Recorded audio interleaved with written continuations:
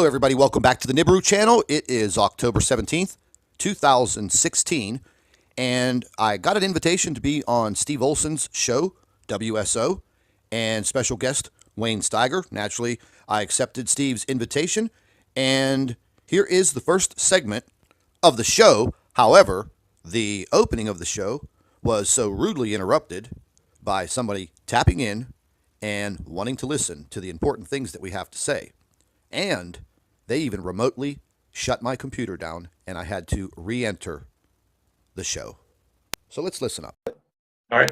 So everybody, we were just shut down basically, so we had to jump over to another account. I had to turn on encryption and proxy. Hopefully that will help. Wayne and I are not having any problems right now, but Scott got shut down. So Wayne, you're going to continue on with some stuff that, this is the same evening that you took the photograph that I showed in that last segment, right? Yeah, this is actually morning. So here you can see the whole sequence of events. As you can see, it's still dark out. Zooming in, bright moon. You can see lights are still on in the neighborhood. Now, this is about 15 minutes later. You can see dawn has already come up. And notice, Steve, everything looks normal, right?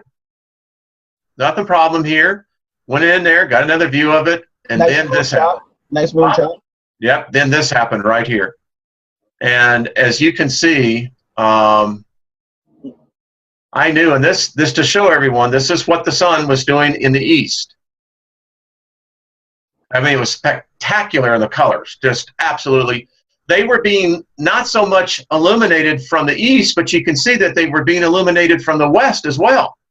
And you can see the density, and you have to understand that this is in normal light to the human eye, and a camera is just picking up what I was seeing. And now, as this moon begins to go, it begins to. And so what I've done here, I reversed it out. There it is, Steve. You want to know what another sun looks like? It's big. Well, there you go. To me, it's a full circle, triangle of evidence. And so if anybody wants to ask me what I think about what's happened in the last 3 days, my position is that we just had the brown dwarf just went behind our moon and the Earth, and we saw it. I believe that's what's happened here. And so here's a question for our physicists.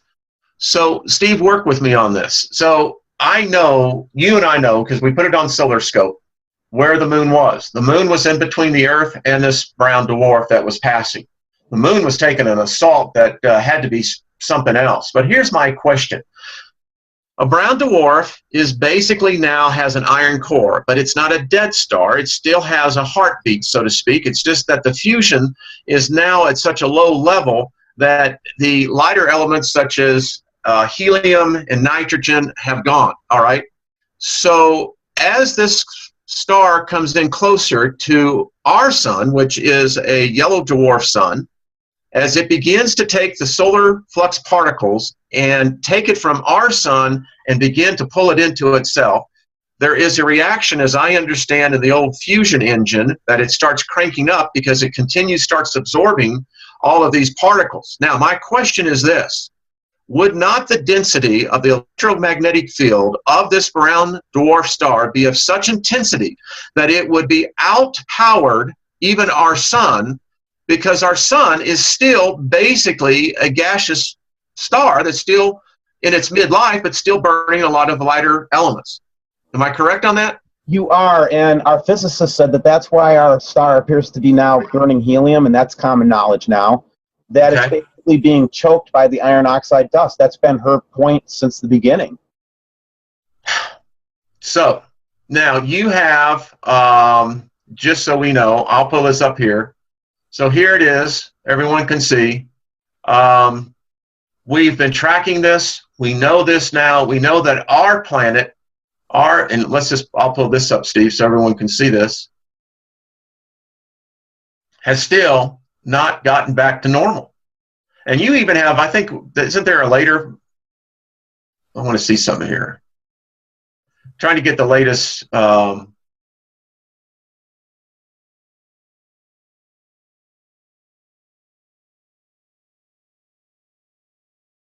look at that, Steve.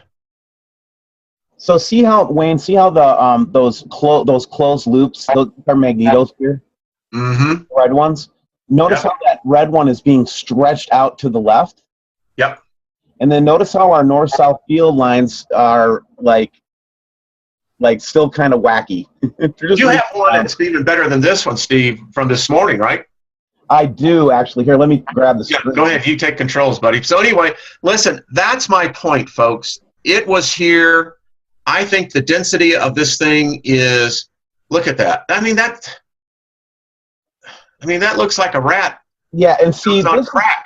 this is what made me, this is kind of what convinced me that we were dealing with something with a high magnetic force, is those closed field lines just were reaching out and going, hey, there's something out there, you know? Exactly.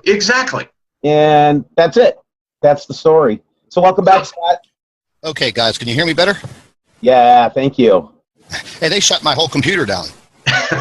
Yeah, we know what that feels like. Yeah, I'm serious. And this is a brand new Hewlett-Packard laptop, man. It's like 2 weeks old. They better not destroy it. I'll send them a bill. They're going to send you back a nice IOU. Well, then you know what I'll do? I'll just take it off my taxes. Exactly. And then the IRS can audit you, and you can explain what happened. Well, I'll let my cousin take care of that because he's worked for the IRS for about 17 years, so I'll send him the bill. So the only reason I wanted to show you guys this was because a subscriber said to me that he has defeated the optic system using a very simple technique. He basically took the lens out of his telescope, and then he used that lens to refocus the beam into a cell phone. And Okay, run that by me again. So imagine having a lens in your hand. Yes, sir. And imagine you just pointing the light of that lens around in the camera of your cell phone until you see something. Okay. What I theorized based on Jeff P's theories is that basically what you did was you reestablished a focal point on your camera, and that's what's really there. Just a theory. Just a theory. All right, I'll have to munch on that one, but here's a corroborating piece of evidence that shows. Oh yeah.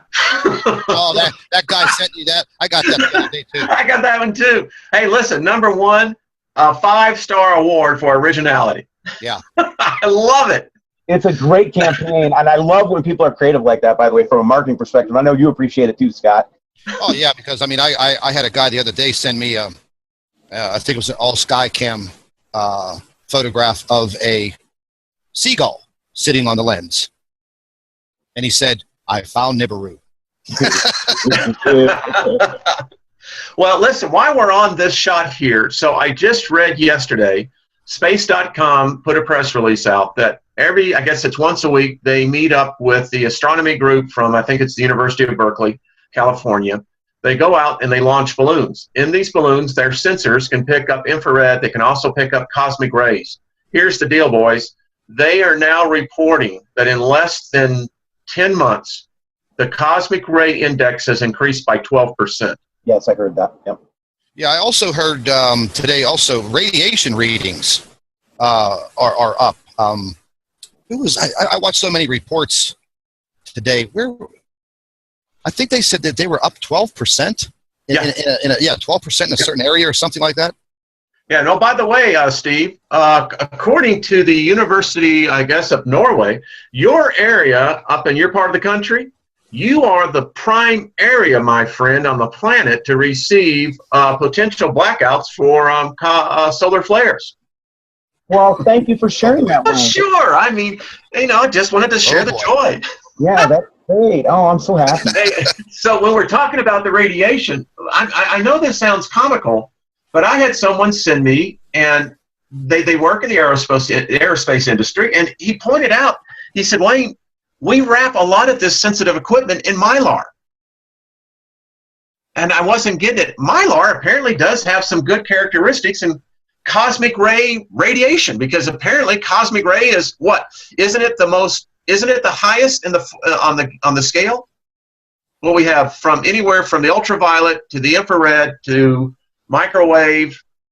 Is it cosmic gamma wave? You know what? Let's do this, Wayne. I want to show everybody something here real quick, because I think that it will help them to understand when we talk about all these different waves, right?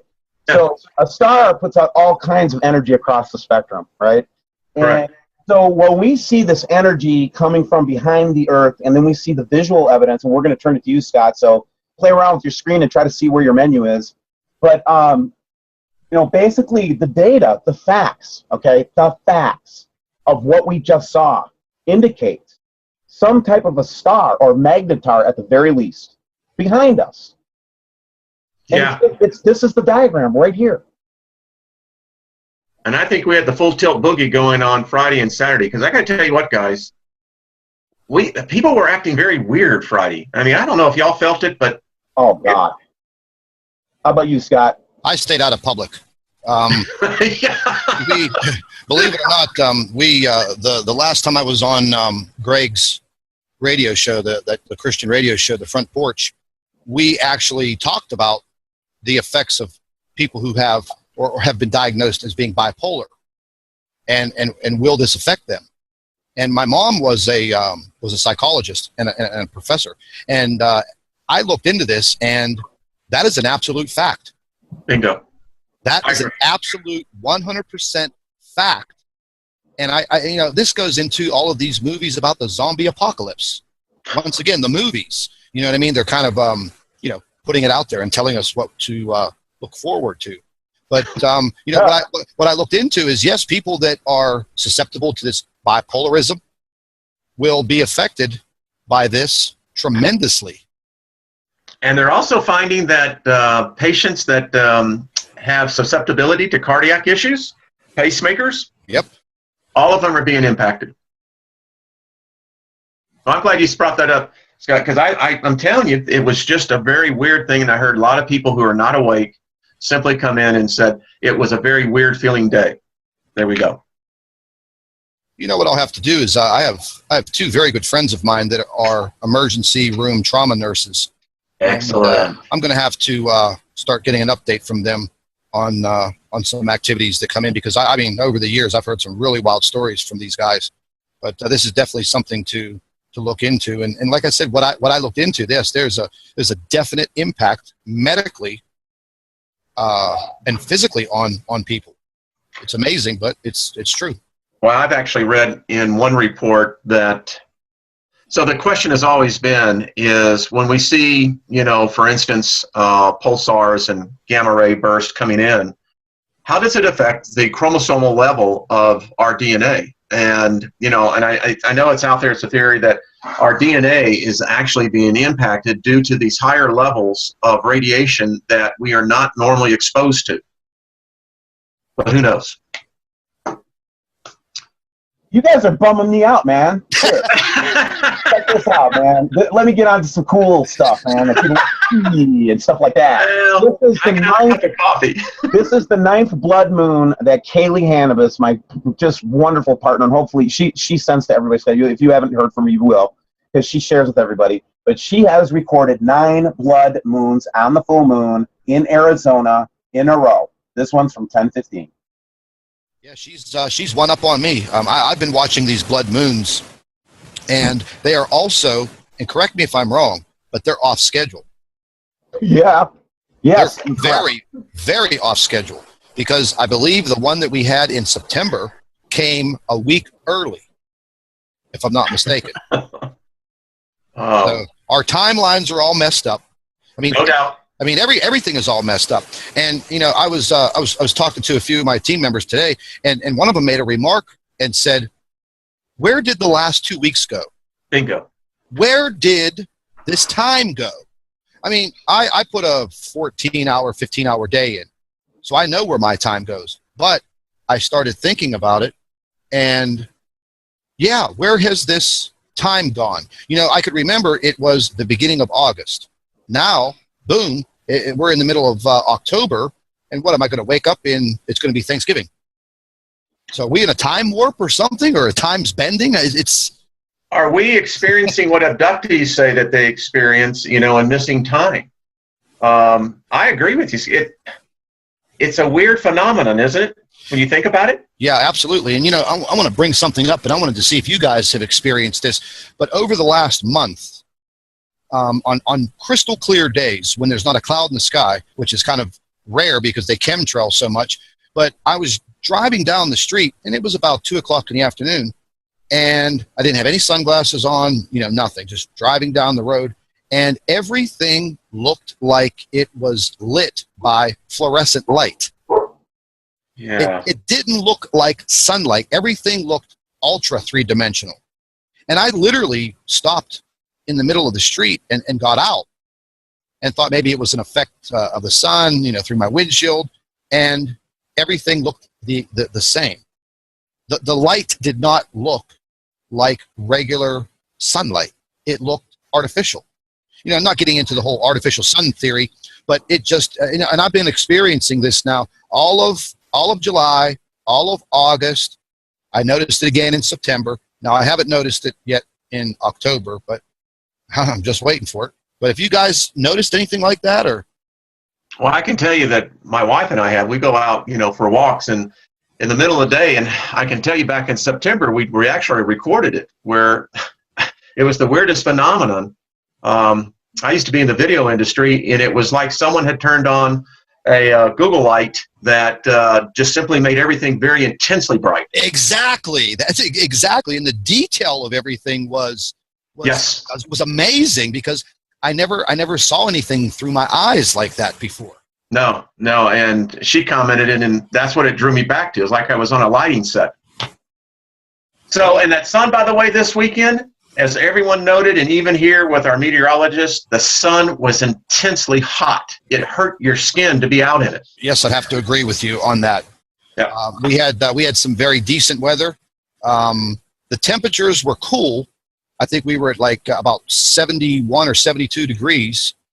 But if you literally stood outside and caught the direct sunlight, you can feel the intensity, the burning sensation on your skin. And I was just at a red light, had my left arm sitting on the windowsill of the car, and while I was at the red light, it literally, that few seconds, I could feel the intensity burning my elbow, burning the skin. So we noticed something today. My wife has a rhubarb plant. As everyone knows, the leaves get really big. It had burns on it. Wow. So I'm going to take some pictures. We'll post them for everybody, but they have burn marks on. In October. Yeah. I think that they were radiation burns. I swear, because, all right, Steve, so you're screwing with us here. What's going on here? I just thought that people would like to see the most recent images that we've been getting. And I know, Scott, you've been getting the same stuff that we're getting. And I'm just showing this while you guys are talking. I'm just enjoying this conversation. I'm listening to you guys. Let me tell you, man. I mean, again, the corroborating evidence. And Scott, do you mind going? Can you show us that photo or that footage? I'm sorry, from Scotland. I have the Scotland footage. I only have it on my cell phone. Can you pull up the actual video and? Oh, heck yeah! Yes, absolutely, we can do that. I just mute my big mouth in it, because I was I was mad today. Oh, I listen. You saw my comment. I'm just like, preach it, man. Because I know exactly what you're going through. I sometimes just spew out like my sailor tongue comes out, and then all my Christian church ladies come out and tell me to stop swearing, and I do. You know what I mean? Yeah, it just slipped out of my mouth there, and the last time I said something like that, I don't know, maybe I was about 13 years old. My grandmother shoved a bar of that old-fashioned brown soap in my mouth. My God. I don't know if any of you guys ever tasted that, but it's the worst stuff in the world. I think Peter Bingsley said it best in Christmas Story. Conte taste. Yeah. Okay. Lord. But I'll tell you what, speaking of videos and subscribers, I have an absolutely beautiful subscriber base of people that is just literally growing on a daily basis. And I have this absolutely beautiful man, subscriber. His name's Mike, down in the mountains of North Carolina. Good place to be. He has almost a $4,000 telescope. You can hook it up to your laptop, the whole 9 yards. Sends me an email and says, listen, this has been sitting around here for about a year now. I was going to take up some astronomy, but I think you could use it more than me. He boxed it up today, gave him the address, and he mailed it. Showed me. I swear to God. I hate to swear to God. But No. Listen, man. You nailed it, brother, because let me tell you something. These people are generous-hearted, sharing people. They don't mind sharing all of their material. They don't mind giving you a true advice, good critical advice. I mean, guys, let me tell you something. We've got a few crazies, you know what I mean? People A few. Absolutely. But let me tell you, the overwhelming majority of the people that I talk to and that I communicate with are just rational people, doctors, lawyers. Today I was communicating with a PhD, not in the field of Nibiru or anything like that, but just somebody who's been an observer. You know, these are educated people, okay? A lot of people. They're good people. I mean, you're right. There are those who I think that they're either being paid, of which we now know, and so that, why they want to sow such bad karma into their lives, that's fine. Speaking of the trolls that seem that they're doing some sort of public service. Yeah, right. But, when I hear the stories, just like what you were just saying, Scott, and I know of a couple of other incidences, there's good men and women out there, and they care, and they're concerned, and they're looking for answers, and they're not getting it from the media. The media is all into this. Well, all I can tell you about the Fourth Estate, it's jumped off the cliff. And so people like you, Scott, Steve, y'all provide an avenue that can now say, I can trust these men. And that's what we got. And it tells me that the human spirit is still good and still strong. Oh, absolutely. 100%. And like you were saying about this, these debunkers, they think they're doing humanity a favor. The guy down in New Zealand, what's his name there? Dave, the cameraman or whatever, Daza. Now he's critiquing every single one of my videos as they come up. He went on YouTube the day before yesterday and put my whole entire personal Facebook page, photograph, my whole background, everything live, which I don't care. It actually gave me some exposure for my beautiful face.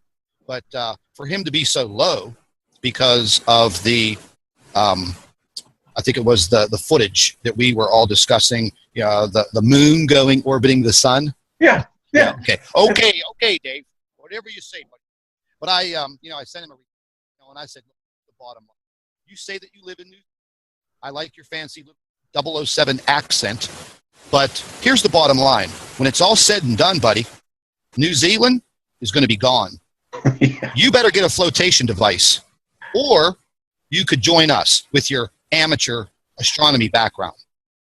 Well, here's the deal, too, Scott, in situations like that. They never do anything of their own. No. They're not creative enough or talented enough to put their own information. No, they have to steal. They have to plagiarize. They have to go and try to do character assassinations. And this is the side of humanity that we all want to endure ourselves to. If you're so damn smart, then put your own information up. Put your own videos up, and we'll critique you. And by the way, we'll put our physicist on your ass, and we'll see just how bright you are. You go, boy.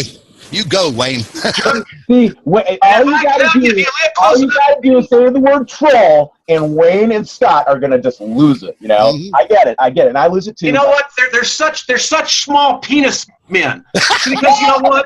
They can't do anything else. Mimi, don't call me Mimi. No. Go ahead, Wayne. I can't believe but that's the point. They hide behind a computer because they can't come out and do anything of their own. I mean, come on, you piss ants. Hey, you got an education, get a refund. I had one guy who trolls my YouTube channel. He's fake. He has a male model photograph. There you go. As his profile picture. Probably weighs 325 pounds and probably hasn't taken a bath in about a week. But go on, I digress. Yeah. So he, he challenged me to an MMA fight. Mixed. That's gonna solve the Nibiru problem. Oh, it gets better. It gets better. So I said, wow, mixed martial arts. Well, I said, I'll tell you what. When mixed martial arts started coming out in the beginning, when it was, bare knuckles in the octagon, I took up Gracie Jiu-Jitsu, and I studied it for 15 years. I have a few scars from matches. And I also have the financial means to get on a plane today and fly over to the UK, and we can do this. We can do this because I'm not afraid of anybody. I don't care. I'll tell you what, I happen to know of a very good promoter. We'll actually put it on the internet, and we'll make money and donate it to charity. Well, here's the thing. Your number one fan from don't say I'll cut this out, man. I will not say your name on my show. I anything. anyways, I got into one of these new Google Hangouts. Oh, really? I haven't heard of those. I got into a Google Hangout with the Trolls and Word Salad Boy and Dave the cameraman, and I let them gang up on me for 3 hours, and I destroyed them. And it was publicized on YouTube. Excellent. And I just happened to have a 13-page report from a professor at the University of Pittsburgh, who the University of Pittsburgh happens to have a phenomenal astrophysics, physics, and astronomy course of study. And also a president of a local Pittsburgh astronomy club. I sent the footage and I sent links to their debunking videos. I got a 13-page PDF report back from the one gentleman. So I decided to rub it in Daza's face. And you should have saw Astro Boy and Daza salivate on this hangout meeting. And they wanted me to produce and give to them the 13-page PDF file ASAP. And I said, no. We're going to do this. We're going to have another videotaped hangout meeting on Google, because you can record it for YouTube. And my guys, who are professionals, they're not amateurs, they have agreed to join in with us and discuss this 13-page report compared to Astro Boy's Excel spreadsheet and his little computerized models that he made in his laboratory. And they pressed me, oh, come on, let's see it now. Let's see it now. Well, I said, listen, I'm also a very good poker player. And why would I put my cards on the table right now? Because you guys want to study this, and then you want to come up with a debunking philosophy. No way. Come on, give me a break. And then everything collapsed after that. After I wouldn't give my cards up, yeah, Daza left. But I stayed on. I faced them. Well, the question is, why are they fighting something? That's what I said. Yeah. I mean, what's the big deal? What is the big deal? What is it? Why are you? What are you in for? If you're out there to help humanity, start your own channel and show the world your benevolency by how your intelligence can show the world opposite. That's just it. They have their own channels and they have 300 subscribers or whatever. So that's why I'm not going to publicize these people, guys. I'm not going to give them any credence on my channel anymore. I'm not going to acknowledge them. I'm not anything, because look, man. The people that I like to debate with is Terrell Blackstar, for example. I have a big debate going with Terrell, and he and I are now friends. But I told him, I said, it's okay to debate as long as we don't hate. Yeah, and there you go. He laughed, and he came back. He told me today that their cause of that magneto reversal was the moon, and I shot back to him 3 scientific objections, and his response back to me was, "You'll see." I said, "That's not a scientific response." But see, we're debating what's going on in the cosmos from two aware people having a debate. This coming out and trying to tell me that none of this stuff is real isn't going to work with me anymore, man. Absolutely not. Not when we see phenomenon in the skies. And the reason why I think so much of this shows up again at sunset and sunrise is that it's just the way that we can see these objects. And Scott, when you were talking about the person seeing it from Scotland, Pittsburgh, all the way down to Hawaii, in my mind, I'm seeing almost the transition path of an object. Yeah. I was on this all day today. Well, ladies and gentlemen, we had to end that segment. As you can hear, the audio quality got kind of bad there in the end, simply because we were being tapped into. The information that we uncover on a daily basis is definitely important to the powers that be. And the research that I do and that Steve and Wayne conduct every day is very important.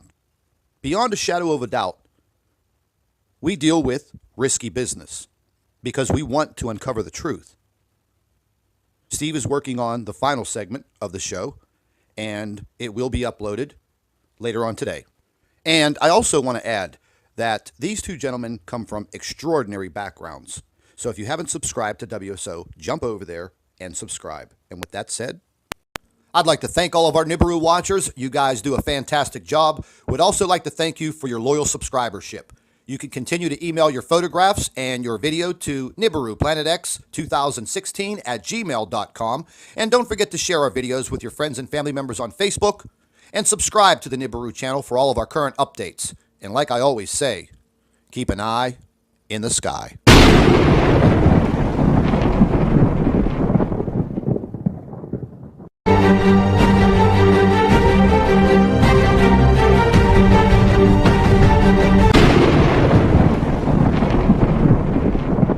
Hello, everybody. Welcome back to the Nibiru channel. It is October 17th, 2016, and I got an invitation to be on Steve Olson's show, WSO, and special guest Wayne Steiger. Naturally, I accepted Steve's invitation, and here is the first segment of the show. However, the opening of the show was so rudely interrupted by somebody tapping in and wanting to listen to the important things that we have to say.